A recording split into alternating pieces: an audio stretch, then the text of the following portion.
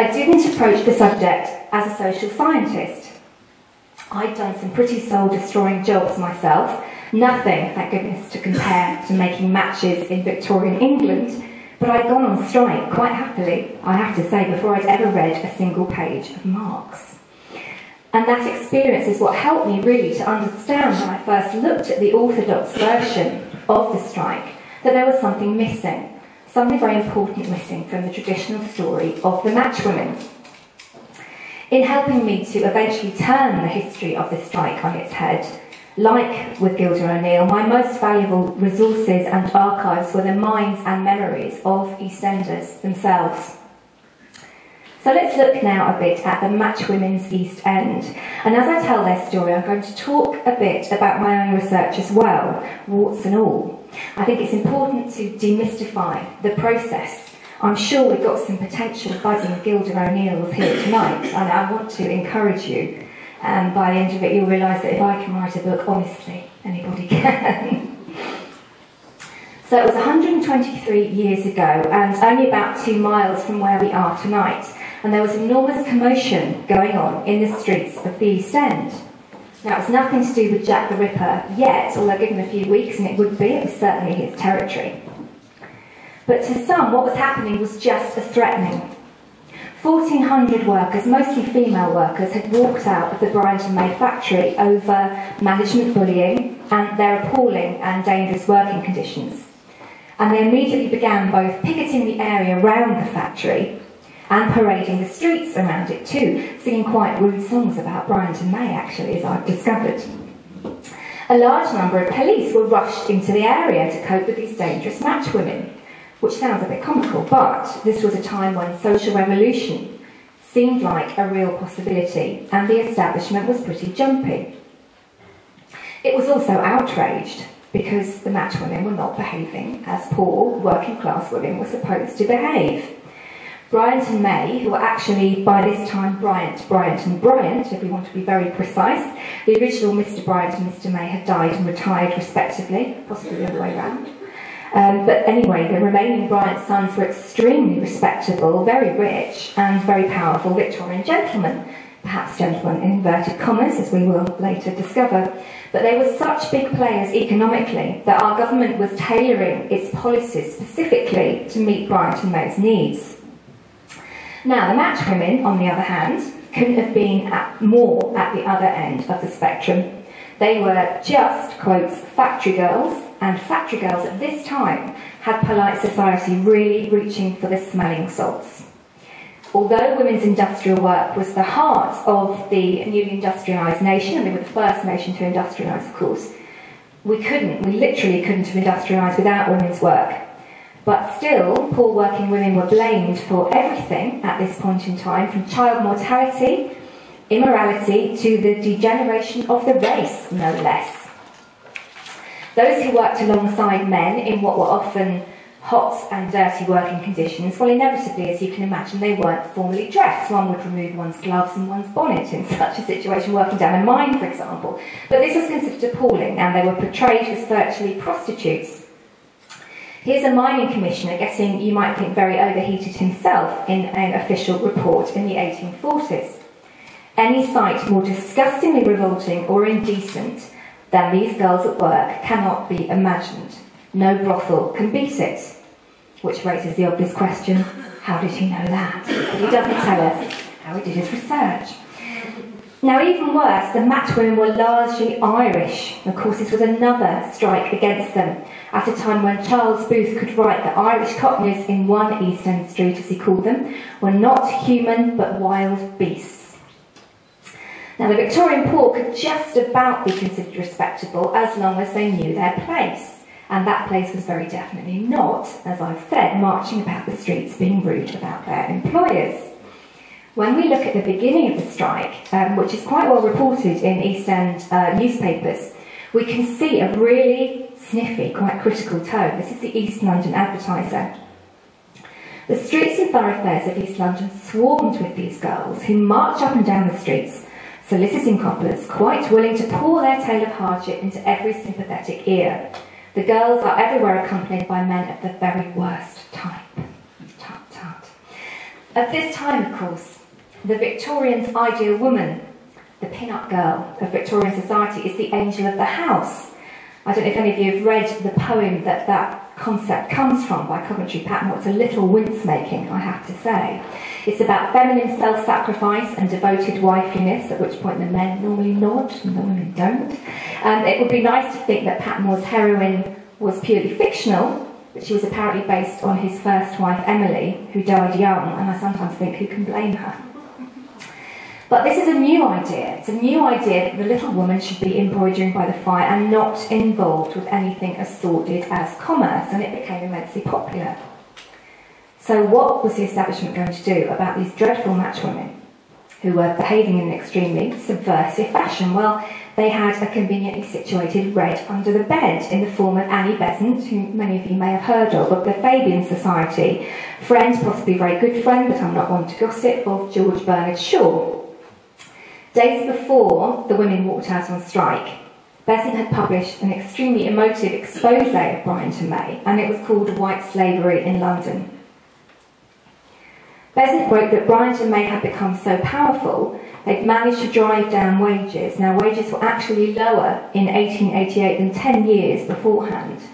And she said you could really see this if you looked at the youngest girls. They were the ones, of course, who would have been growing physically while they were earning these really low wages. And she said that even for their age and their time, they were noticeably small and frail. If you've ever seen the best-known picture of the matchwomen on strike, you'll know what she means. White phosphorus was used to produce the most popular kind of match, which was the lucifer match. And it was so toxic that just inhaling its fumes caused nausea and vomiting. The women lived in dread of full-blown phosphorus poisoning, and they called it the foss, or fossy jaw. Now, I'm sorry if you've just had supper, because it's rather grisly stuff, I'm afraid. The disease began with toothache and swelling of the face. This would spread generally to the jaw, and the abscesses were so painful and smelt so terrible because of the rotten matter being pushed out through holes in the women's gums, that apparently even loved ones, even family members, couldn't stand to be in the same rooms or houses as sufferers in the later stages of disease. So factory inspectors later fined match workers living like lepers on the outskirts of towns and cities. Matters were made worse at Bryant and May than they needed to be, because there was a lack of a separate dining room. Doesn't sound like a massive deal, but the women would bring in lunch from home. Bryant and May certainly weren't providing sandwiches, and it would probably be just a bit of bread. Most of the women lived on bread and tea, and that was it for every meal. And so you would leave your bit of bread on the end of your workbench until it was time to eat it. And you can imagine that during the morning, the particles in the air, the phosphorus particles, are able to settle down on your bread, like as Besant put it, a deadly seasoning. And that gave the poison a very easy route in to the women's mouths and jaws as well. So far, Besant's article could be seen as the stuff strikes are made of, and that's certainly how it's always been reported, that she led the strike, despite being middle class, not a matchwoman, for political reasons. Well, that's where I came in as a trade unionist. I was really curious about how Annie Besant had done it, though I hadn't got any notion at all at that time that in fact she hadn't. But I wondered how this woman from a completely different background, I mean utterly different, had managed to sweep down to the factory gates in Fairfield Road in a nice dress and announced to the women that they were going on strike. I say, girls, we're all going on strike in a week's time. I could just imagine what the answer would be from a lot of East End women who had no trade unions, no strike pay, and had to rely on their wages entirely. You can picture the sort of answer they might have given to Annie Besant. So I thought, well, how has this woman done it? She must have used some amazing rhetoric, and it must be out there. It must be possible to study her tactics if I look at books about the strike. Quite an unprecedented feat for someone outside a profession to bring a huge workforce out on strike. And the first thing I did in the Bryant and May archives, actually, when they turned into a housing development in the 80s, they gave their entire archive to the Hackney Archives. So I read Besant's entire article, And in fact, they had the whole edition of her political paper, The Link, from 1888, which was wonderful, so I read the whole thing. The first thing I noticed was that when she signed off, she'd actually called for a boycott. There's no talk at all about a strike. Secondly, a few pages on, I found a very puzzling opinion piece by Besant, talking about why strikes were such a bad idea for casual workers. And she said particularly, for example, the women of Bryant and May, who I wrote about in the previous column. If they tried to strike, they'd simply be sacked and replaced from the large number of unemployed people in the East End. Well, I thought, hang on, this is a bit strange. I might not be the sharpest tool in the box, but this is an unusual way for a strike leader to be talking. So that was it, really. That was where it all started for me, the start of several years' research, though I didn't know it then. I read up on Fabian politics next, and that was even more puzzling, really, because they certainly weren't in favour of strikes or even of trade unions. A lot from George Bernard Shaw had some quite scathing things to say about trade unions. But of course, it's possible that Annie Besant might have been a maverick. Any organisation can have them, but in all her many writings, and I mean really many writings, she's written on everything from vegetarianism to yoga to, I mean, you name it, palm reading. Amazingly prolific woman. But she never wavers from her view, and she's writing right up until the end of her life, that workers like the matchwomen are a problem, really, for the decent sort of elite of the working classes. She calls them the unorganised mob of labour at one point, and that was after the strike and after their victory. So next, in the same archives, I found a list of 5 women who the foreman thought were really behind the strike, Bryant and May's naughty list, if you like. And then I found evidence of 3 previous strikes in the 1880s alone. So that really was a nail in the coffin for the idea that Annie Besant was the leader of the strike. But obviously, if I was going to challenge 100 years plus of history by some very eminent historians, I was going to have to be pretty clear on my facts. So I then had the minor task of finding out what really happened. And that took me a while, as you can imagine. What I did was to slowly piece together every account of the strike I could in a very sort of straightforward way. In the media, as well as in the private papers of all kinds of people. William Morris was on the scene at the time, Annie Besant, obviously, George Bernard Shaw, quite a lot of good first-hand evidence. Well, I can't say that my research met with completely unmixed enthusiasm in the beginning. I had to get to grips with a rather odd fact that not only had the matchwomen been underestimated because of their class and because of their gender 123 years ago, but it was still happening in some quarters. In fact, I was quite told off in one archive by the director because he'd had to study the matchwomen when he was an undergraduate, I think, and he was very cross about it, even some years later.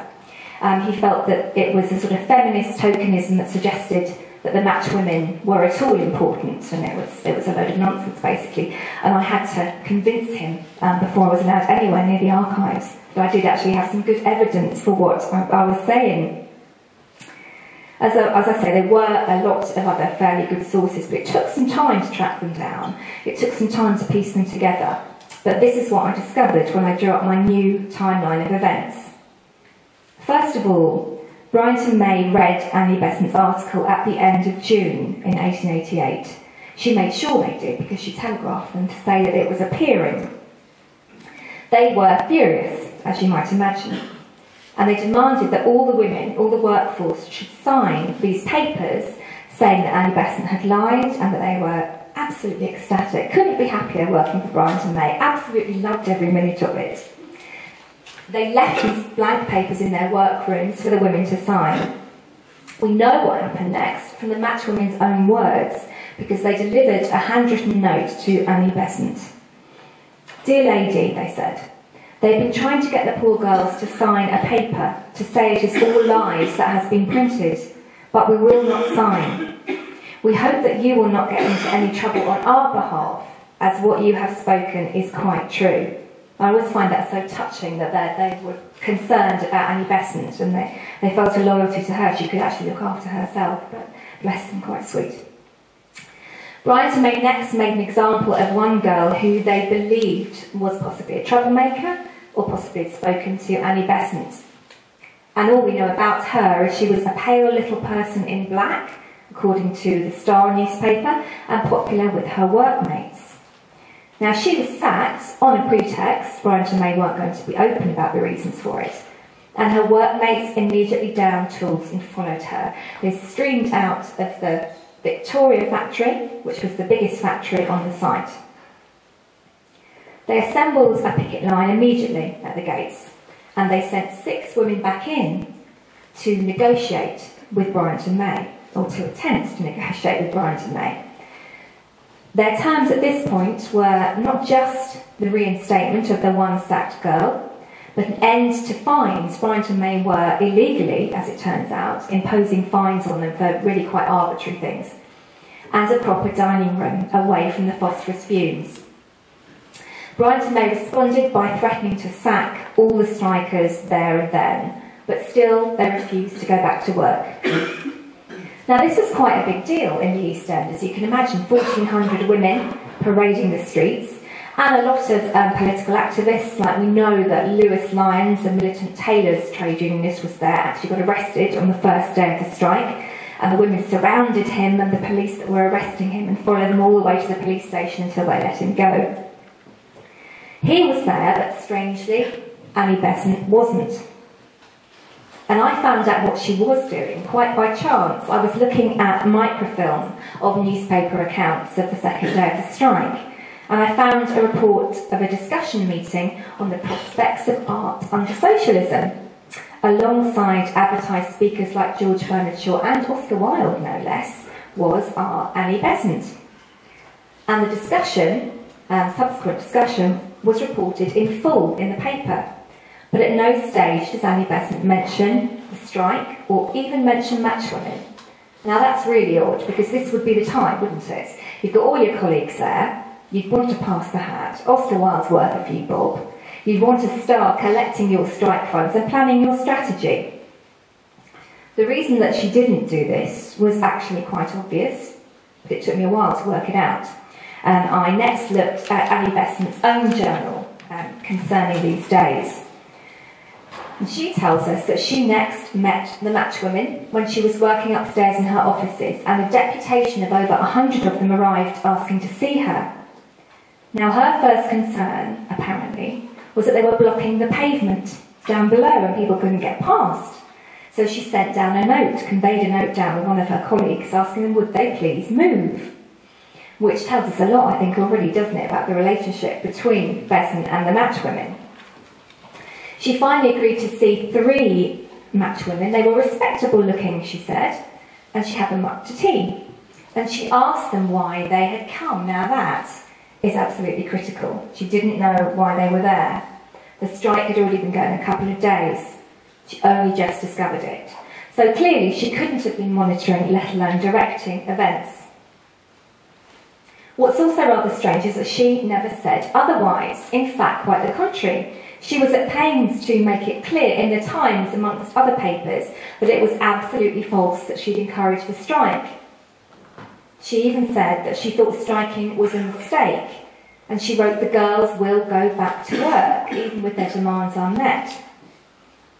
Most of the established left at this time would have felt the same way, and it's understandable that she would have been concerned, having 1,400 mouths to feed.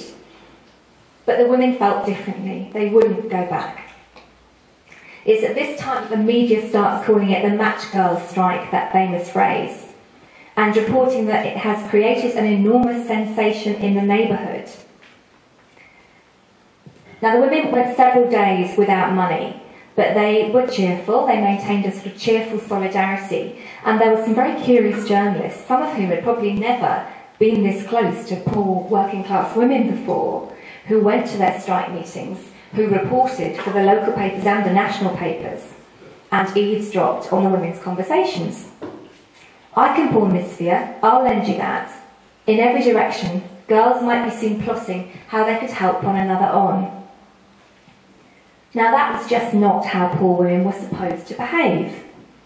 At the time, it was thought that they were too uneducated or too selfish, or both, to stand up for each other in that way. So that was quite important. It did begin to change views. Now we can see how cut off the East End working class had become from the rest of London, from the Best End, as they called the West End, and the East End they called the Worst End at the time. The matchwomen decided they were going to go to Parliament and meet with MPs. Now when they marched to Parliament, apparently they literally stopped traffic. People just couldn't get used to the sight of these raggedly dressed women outside the East End in the posh parts of London. They attracted stares and catcalls, apparently, not just sympathetic attention. But they held their heads high, and they impressed and actually surprised the MPs by how eloquent and how intelligent they are. One of the girls, who was about 11, we're told had long blonde curls showing under her bonnet, but she swept her bonnet off when they were in the room with the MPs and showed that her head was completely bald on top because she'd carried wooden pallets full of matches on her head for so long that it completely worn the hair away. So, you know, mistress of the political gesture, even without any encouragement from anybody else. Anger began to build in the media and society at large, and one key factor of this was the hypocrisy involved. As one paper said, Messrs Bryant and May are well-known liberals. They have paraded their liberalism before the world. More than one shareholder is a member of Parliament who is supposed to champion the cause of the poor and oppressed. How can they meet their constituents when their employees in the east of London existed on next to starvation wages? Well, you might say that's something that wouldn't happen today, MPs being accused of lining their pockets at their constituents' expense. Haven't things changed? But that was quite a problem then. It became quite an embarrassment for Bryant and May. Finally, after about 2 weeks, they had to accept, and with very ungracious and very angry reluctance, that they'd been humbled in effect, these great gentlemen, by their own workforce. The women had won better rates of pay, an end to these fines, and a separate dining room. And crucially, the right to form what became the largest union of women and girls in the country at the time. It's really a remarkable victory, but still, historians seem to prefer to see them as underclass, as helpless waifs, who couldn't possibly have acted for themselves. Now, why that really matters is that just after their victory, there was a huge wave of strikes, including the Great Dock Strike, the Great London Dock Strike of 1889, which was an enormous dispute. The most exploited workers who hadn't been welcomed by the trade union movement began to form their own unions to stand up for themselves and to sow the seeds of the entire modern labour movement and the Labour Party, which of course is why the likes of Ed Miliband have never ceased to be grateful to the trade unionists to this day. Now, there are numerous books about Besant and the dock strike, but none devoted so to the matchwomen, until, shameless plug, by the way, makes an ideal Christmas gift. So, essentially, I had to write my own book. The accounts I gleaned from both Victorian sources and descendants gave me a very different picture than this helpless little match girl's one. The women, I found out, were famous in the East End even before the strike, and it was said you could always spot a match girl by the freedom of her walk, the number of her friends, and the shrillness of her laugh. You might also notice the way she dressed. They wore very bright clothes when they could. They favoured a fringed hairstyle that had a very particular kind of fashion, and high-heeled boots. And the women, although their wages were so low, paid into what they called feather clubs to buy and share the biggest hats they could get their hands on, trimmed with the largest feathers. And they were communals. I suppose if you had a date with a docker on a Saturday night, you got the hat. And then if you had a date with a gas worker the next day, it was your turn, and so on. Now, I find one nice bit of oral history from a popular resident who remembered not just the hats, but the hat pins. These match girls were very tough, he said, and on rare occasions, when in any trouble, they did not hesitate to use these horrible long hat pins to defend themselves. You can just picture it, can't you? Now, according to the Daily News, I found that after the strike, after the women's victory, some unpleasant correspondence was received at the match factory. Intimation was given to the city police on Saturday morning that Messrs Bryant and May had received a letter from a person signing himself J. Ripper, couched in the following terms. I hereby notify that I am going to pay your girls a visit. I hear that they're beginning to say what they will do with me. I'm going to see what they have in their stomachs, how charming, and I will take it out of them. Signed, John Ripper. Well, since that August, 5 women have been murdered in the East End, resulting, not surprisingly, in a general panic. There can't have been many women who were hoping to run in to Jack the Ripper, but apparently the matchwomen were, considered themselves rather vigilantes, and I do think it's a pity that a gang of them with their hatpins at the ready didn't meet in down a dark alley. History could have been very different, couldn't it? Well, even when not seen, the matchwomen were apparently heard. One local magistrate wrote quite a lot about them, and he said, sounding rather tired, I think, that many an East End night echoed with choruses of Tarara Bundier and knocked him in the Old Kent Road. I'm not going to sing, but if anyone wants to, be my guest. And this was matchwomen on their evenings out, and he said, they seem to know by heart all the words of all the popular musical songs of the day. It is a little irritating to the quiet, loving citizen. Another commentator noted the matchwomen's insolent confidence, but also their loyalty to one another. They are like wax when a fellow worker falls ill or a collection has to be made for a sick companion. And that included, by the way, girls who became pregnant because Bryant and May would sack them. She lends her clothes and boots. She will share her last crust with a girl out of work. Historians who deny the women a place in new unionism have suggested they were too different from groups of workers, male groups of workers, really like the dockers, but that, it turned out, in my research, was not true either. I traced the addresses of some of the strikers, the women on the Bryant and May naughty list in particular, and they were Kate Slater, not Cat Slater, but still a very good East End name, Mary Driscoll, Eliza Martin, Alice Francis and Jane Wakeling. Well, all I needed now, as the women themselves were obviously long gone, was to get closer to this story in some way, and looking for descendants was the only way I could really think of to do it. Now, I was told not to. I was told this was a really silly idea, and that it would be a very expensive and time-consuming wild goose chase. It was so long ago, for one thing, and also tracing forward in the census is generally considered a bad idea, very difficult to do, particularly with women, because of course they tend to change their names, and poor people tend to move about quite a lot as well between rented properties. But what I decided to do was give it a go anyway, nothing daunted, and hoped that family memories of the event could help me. I offered to do talks at the museum in Docklands and the Ragged School Museum, among others. And finally, I struck gold. I had a picture up when I finished a talk at the museum in Docklands of the women on strike, and someone came up to talk to me and said, oh, I don't want to bother you, but I think that might be my grandmother, the tall girl there in the picture. So I said, don't move, lock the doors. Where do you live and when can I come and interview you? And that was Joan Harris, who was the granddaughter of Mary Driscoll. Joan had been, I mean, what a gift really for me and my story. She'd been practically brought up by her grandmother. You might well expect that at such a long time from events, she might not even have known her. And she also had an excellent memory. Mary Driscoll was Irish, she was from Cork, and she had a good Irish temper, according to Joan. She married a docker. She has 11 children, which was not unusual at all in those days. 10 live births was your average as a Victorian woman, and 5 of them survived. She was widowed in 1915, and what was particularly hard for Mary was that she lost her last child, Billy, who was really her baby, to Spanish flu on Armistice Day in 1918.